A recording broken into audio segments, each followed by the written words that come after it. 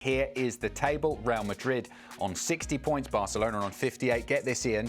Real Madrid on top of La Liga after a match day for the first time since November the 24th, 2025, which was match day 13. It was a great performance from Girona. They managed to hold on. We have to talk about the controversy, the foul in inverted commas, was it or wasn't it, in the lead up to the winning goal. What did you think? Well, first and foremost, we say credit to Girona for getting the victory. It's a massive 3 points for them. Barcelona now at that title race.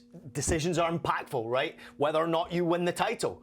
Decisions have to be absolutely spot on, and I can guarantee you that the official got this one horribly wrong. Jules Koundé goes for the ball. Jules Koundé wins the ball first, plays it into the opponent. All of a sudden, he gets absolutely smashed on his ankle. He wins the ball first. So in my opinion, there should be 100% a foul there. It's actually very dangerous play as well, because he catches just above the angle, and there's no doubt, in my personal opinion, the referee missed that one. Video review also looked at that type of decision and decided, no, we're not going to give that as a foul. In my personal opinion, that goal should have been taken away completely because of the foul on the top of the box. 100% a foul. I feel for Jules Koundé, actually, because to me, he wins possession of the ball, plays the ball into the opponent, then the foul takes place. But because he won possession of the ball, I think, therefore, that's when the foul should be given. Embarrassing, shocking, disgraceful decision that has implications at the top of the table. What happens if that drop points right there from Barcelona decides the title and Real Madrid go on and win it? Embarrassing. But Ian, you were a professional footballer, but you were never a professional referee. Let's speak to someone who was. Our rules expert here at CBS, Christina Unkel, joins us on the show now. Christina, great to see you as always. What did you think? Was it a foul or wasn't it? I'm never going to be as emotional as Ian is, because for several different reasons. I'm a professional referee, not a professional footballer, but Ian does have a point. This is a foul. This is something that we would actually chalk up to a reckless foul, so therefore a yellow card incident. So the fact that the VAR did not send this down for a foul in the attacking phase of play, right, because the ball is in the back of the net, it is a reviewable decision. Those are the considerations we're looking for. One, first, is the Barcelona player win the ball? The answer is yes. This is a quick bang play, but then that follow through by the secondary player here, stepping on his foot, studs, top of the boot. If the ball had been removed, and let's say we see this all the time that happens in the midfield, right? This is a simple yellow card that we give. It's expected to be given as a yellow card. So to not even give it down for a simple foul, let alone in a VAR decision where they have the ability to slow it, to rock it back and forth, you only really need two angles to see this with clear video evidence. Very surprised that this was not sent down for a clear and obvious error, to take the goal back, actually give a foul, and most likely the result is a yellow card for misconduct as well. So not as emphatic as Ian, but Ian's not wrong on this one. So maybe we sign him up for referee courses next. Ian's not wrong. Well, we've never heard that before. Just very quickly on it, how much of a difference is it by the fact that he does actually touch the ball? Koundé pushes the ball towards him and then his foot goes into it. Does that make any difference whatsoever, or is it just about the fact that he stamps on Koundé's foot? Great question, because we always kind of take those into subjective analysis. Is yes, he gets a little bit of contact on it, and that might have been what pushed the VAR to say, hey, let's not send this down, because there was contact for that. But at the end of the day, the contact was forced because the Barcelona player was able to initiate that contact first.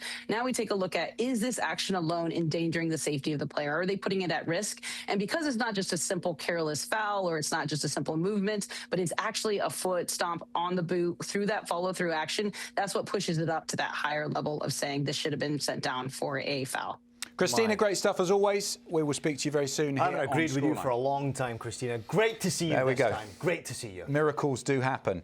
Speaking of miracles, Girona managed to beat Barcelona there. Let's talk about the result, the game, what it means. We'll talk about the Barcelona perspective in just a second, but let's talk from the Girona perspective, because this was a battling performance. No one expected them, certainly me. I thought they were going to get thrashed. Barcelona lost in the Cup.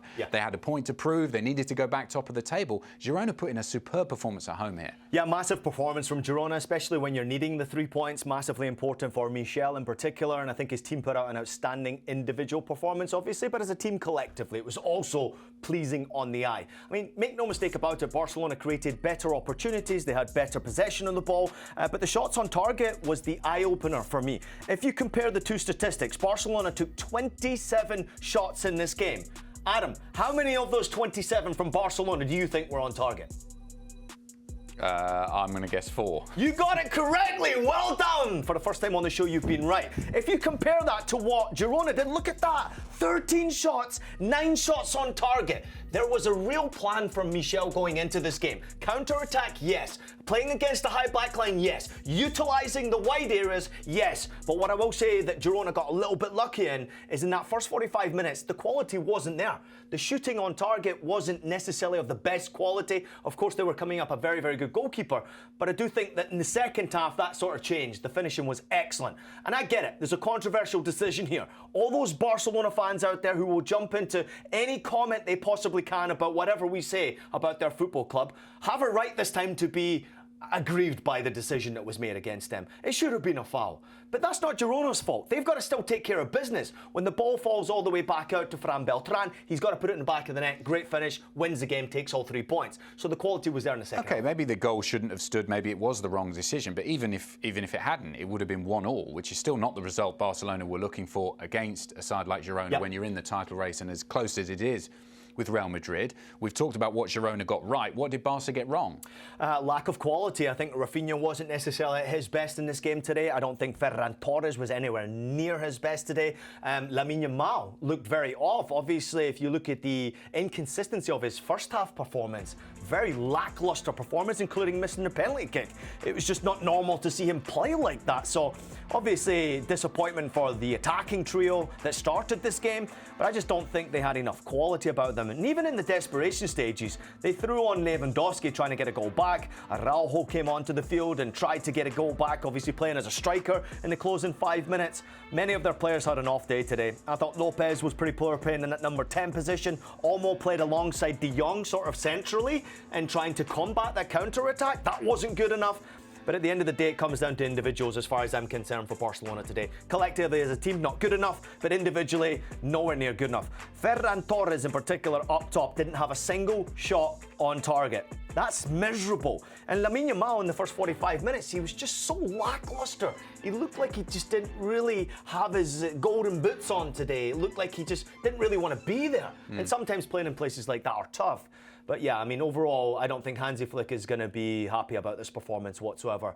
But what happens now? I mean, we have a controversial decision. Does he go to the media and criticise his team for what wasn't a good performance? Or does he actually go and criticise the officials? And I think that's where he's going to lean to take the pressure off his team, say this was an official's decision. But you're right, a draw wouldn't have been good enough either. That would have felt like a loss as well. And if we zoom out on what this means for the title race, is this a killer blow for Barcelona when you look at them battling against Real Madrid? No, I don't think it's a killer blow, but obviously it hands Real Madrid the advantage. So it's going to be interesting to see how Real Madrid handle that pressure, because some of the games that are coming up for both of these teams are massively important, but games that you would expect them to win. I do think that the next El Clasico match, which is coming up, is going to be absolutely in May, isn't it? Massive. It's later on. I mean, Barcelona still have to go to Madrid to play against Atleti as well. But of course, El Clasico, it comes up in the middle of May, I think it is. Yeah, May 10th, and they've got 2 more match weeks after that. What I would like to see is it still be on a knife edge going into that El Clasico match. And I think this tees it up perfectly well. Hansi Flick against Arbeloa, controversial decisions, obviously officiating, will always happen. And I just wonder what's going through Hansi Flick's mind right now, knowing that all of a sudden the advantage has gone to Real Madrid. How do you think Real Madrid and Arbeloa felt watching that game and seeing the result? On the phone to the Federation, Spanish Federation. Hey, thanks very much for that decision. I mean, controversial decision, whether you like it or not, or whether you believe what happens behind the scenes, Real Madrid fans will be delighted with what happened. And that decision in particular, because it could come down to the point. Let's not forget about that, right? 1 point and a point in the right direction for Barcelona would have been good. But they lost the game. So this is a controversial decision that will, in my opinion, make Real Madrid fans, all you Madridistas out there, will be smiling right now.